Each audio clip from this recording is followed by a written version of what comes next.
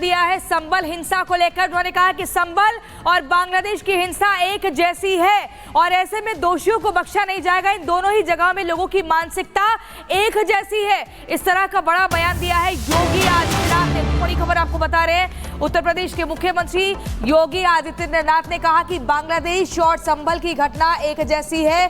दोनों घटनाओं में शामिल लोगों का डीएनए एक है। जो बाबर ने किया वही संभल बांग्लादेश में हो रहा है।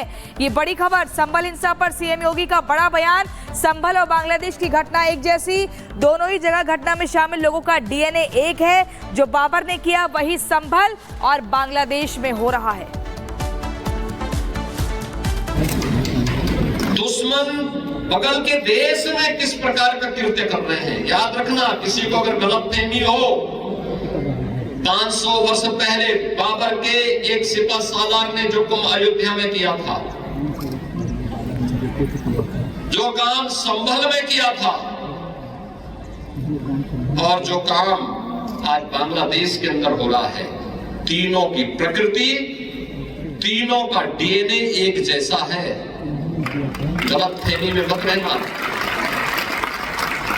अगर कोई ये मानता है कि वो बांग्लादेश में हो रहा है, तो यहां भी बांटने वाले तत्व उनके लिए बेट बन करके खड़े हो रखे हैं, पहले से खड़े हैं। वे समाज के सामाजिक ताने बाने को छिन्न भिन्न कर रहे हैं, सामाजिक एकता को तोड़ करके, आपको बांट करके फिर काटने का और कटवाने का पूरा इंतजाम भी कर रहे हैं।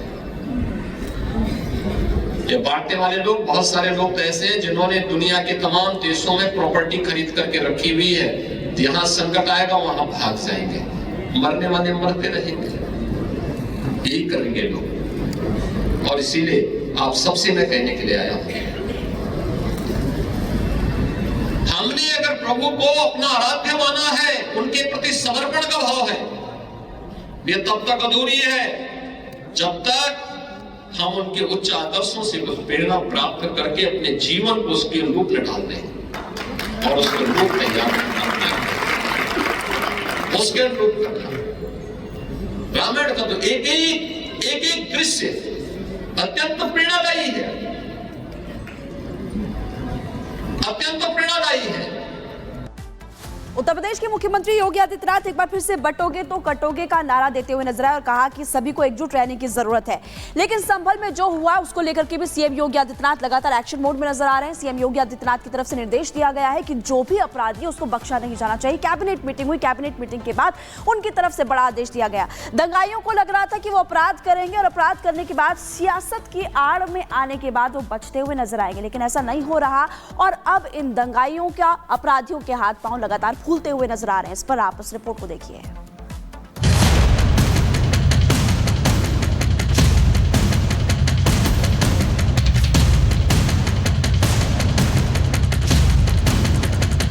भाई आपने पब्लिक प्रॉपर्टी को आग लगाई है, तो इस प्रॉपर्टी की भरपाई भी आप ही को करना पड़ेगा। संभल में जिसने दंगा किया उसे नुकसान तो भरना पड़ेगा, हर हाल में भरना पड़ेगा, क्योंकि ये सीएम योगी आदित्यनाथ का सीधा सपाट और स्पष्ट संदेश है। सीएम योगी ने अधिकारियों को दो टूक कहा कि नरमी नहीं बरतनी, छूट नहीं देनी, दंगाइयों के लिए हमदर्दी नहीं दिखानी और जिसने दंगा किया उसे सजा हर हाल में देनी है। उनकी पीढ़ियां भी याद रखें। सीएम योगी ने अधिकारियों से कहा कि पुलिस के अधिकारी संभल के उपद्रवियों के साथ कठोरता से निपटें। जिन लोगों ने सार्वजनिक संपत्ति को नुकसान पहुंचाया है उसे वापस ठीक करने का खर्च उन्हीं उपद्रवियों से वसूले। हिंसा फैलाने वालों की पहचान करने उनके पोस्टर लगाएं, जांच में जनता का सहयोग लें, सघन सर्च ऑपरेशन चलाएं और एक एक उपद्रवी को पकड़कर सलाखों के पीछे डालें। सीएम योगी आदित्यनाथ ने अलीगढ़ और जिला गौतम बुद्ध नगर का नाम लेकर कहा कि कार्रवाई ऐसी करें कि चाहे संभल हो या कोई दूसरा जिला, दंगाई दंगा करने से पहले 100 बार अंजाम के बारे में सोच ले। सीएम योगी आदित्यनाथ का जब से ये फरमान आया है, उन लोगों में खलबली मची है जो पुलिस पर पत्थर चला रखे थे, पुलिस की गाड़ियों में आग लगा रखे थे। उन्हें लगा होगा कि वो बच जाएंगे, कोई पूछने नहीं आएगा, कि गाड़ियां किसने फूकी, लेकिन अब पूछताछ भी हो रही है और धरपकड़ भी शुरू हो गई है। तो दंगाइयों के गले से पानी नहीं उतर रहा।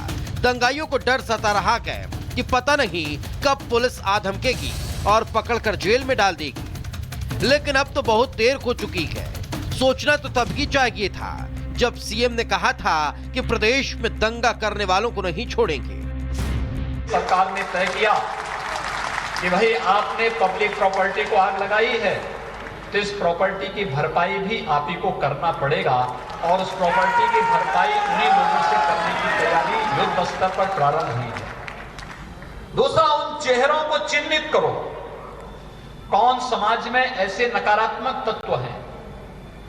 सुधरेंगे अच्छी बात है, और नहीं सुधरेंगे तो स्वाभाविक रूप से उनको जहां की यात्रा करनी होगी वहां की यात्रा भी करनी, क्योंकि नकारात्मकता कभी किसी का उत्थान नहीं कर सकती। नकारात्मकता से किसी का भला नहीं होने वाला है। वो कहते हैं ना, बहुत देर करती मेहरबान आते आते। योगी की ये चेतावनी समझते समझते उपद्रवियों ने शायद बहुत देर कर दी है। वे शायद भूल गए कि वो उत्तर प्रदेश में रह रहे हैं और यूपी में योगी राज चलता है। तभी तो दंगाइयों ने इतनी बड़ी गलती कर दी, लेकिन गलती की गए तो सजा भी मिलेगी। और इसलिए अब तो चौतरफा एक्शन भी शुरू हो चुका है। एक तरफ जहां दंगाइयों की धरपकड़ जारी है, तो दूसरी तरफ संभल में बुलडोजर एक्शन भी शुरू हो चुका है। बुधवार को तो चंदौसी इलाके में दर्जन भर अवैध दुकानों को तोड़ा भी जा चुका है।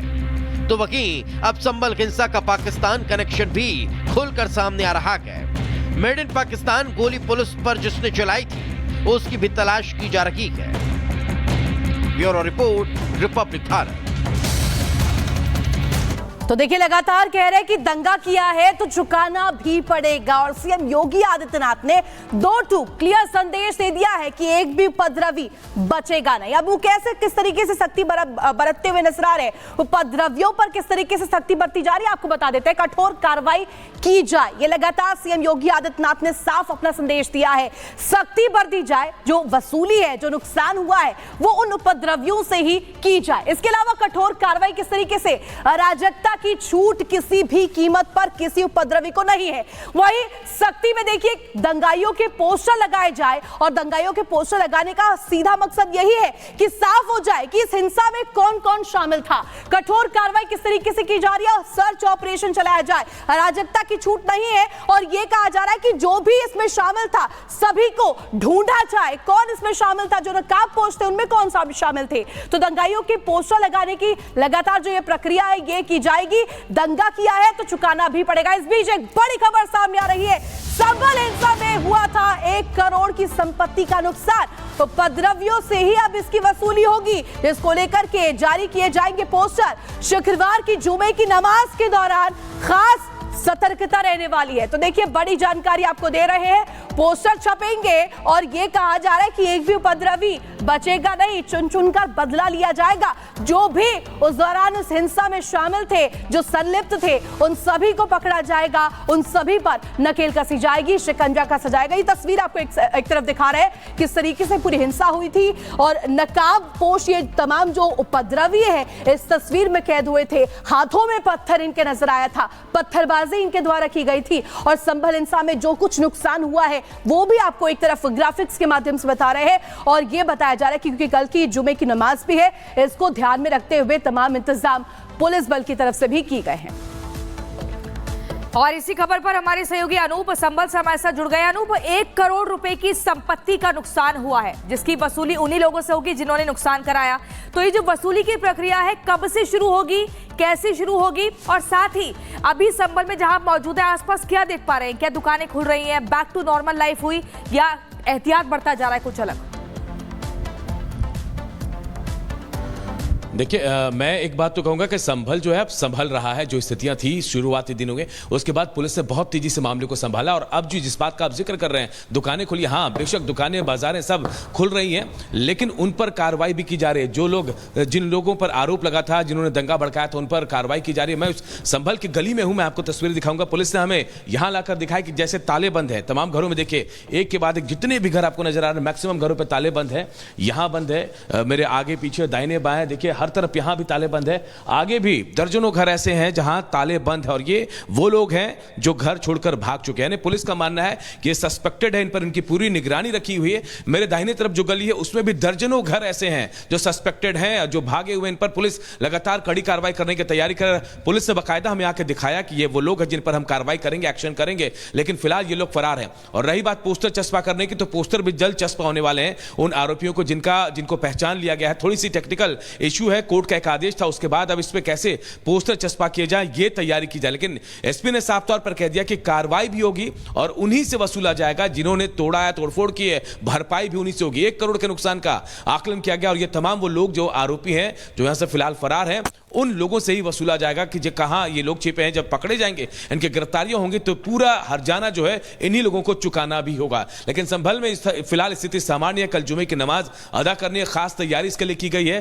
पैदल पेट्रोलिंग हर दिन शाम में हो रही है और आज पीस कमेटी की बैठक भी बुलाई गई है जिसमें यह तय किया जाएगा कि पिछले जुमे की नमाज जिस तरह शांतिपूर्ण हुई थी, इस बार भी ऐसे ही नमाज अदा किया जाए। इसकी पूरी तैयारी कर ली गई है। चप्पे चप्पे पर संभल में पुलिस की तैनाती है। प्रियंका, बिल्कुल, आप क्योंकि ग्राउंड पर इस वक्त मौजूद है और आप जानकारी दे रहे हैं कि सुरक्षा के लिहाज से कड़े इंतजाम किए गए हैं। ये भी बताइएगा 400 लोगों की पहचान कर ली गई है, उन पर किस तरह से एक्शन लिया जाएगा। और दूसरी बड़ी बात, क्योंकि आप इस वक्त ग्राउंड पर मौजूद है, कुछ घरों के हमने देखे कि दरवाजे बंद है, ताले लगे हुए हैं। जो लोग आपको वहां पर मौजूद नजर आए, उससे आपने बात की होगी, वो क्या कह रहे हैं?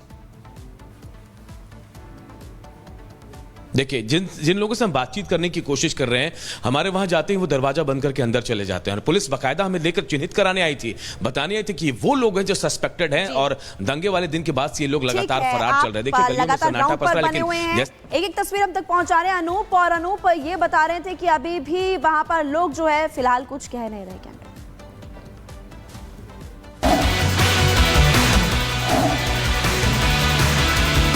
मेरा पानी उतरता देख मेरे किनारे पर घर मत बसा लेना, मैं समंदर हूँ लौट कर वापिस आऊंगा।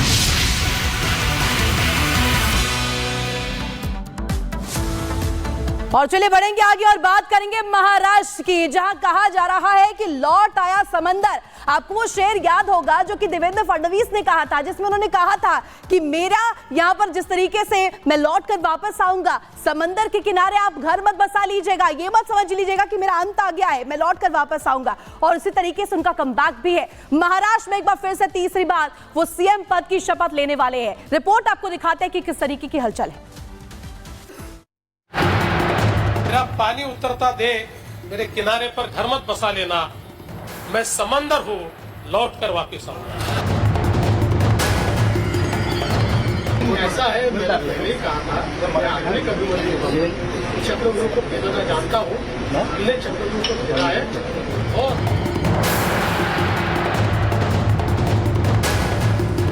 महाराष्ट्र के अभिमन्यु यानी देवेंद्र फडणवीस ने चुनाव से पहले जो ऐलान किया था, आज उस हुंकार का देवेंद्र फडणवीस पूरा का पूरा चैप्टर लिखने जा रहे हैं। फडणवीस ने महाराष्ट्र में बीजेपी के 132 सीटों पर जीत दिलाकर साबित कर दिया कि वो आधुनिक अभिमन्यु हैं और चक्रव्यूह भेद ना जानते हैं। ऐसा है, मैंने पहले ही कहा था, मैं आधुनिक अभिमन्यु चक्रव्यूह को खेलना जानता हूँ, इन्हें चक्रव्यूह को खेला है।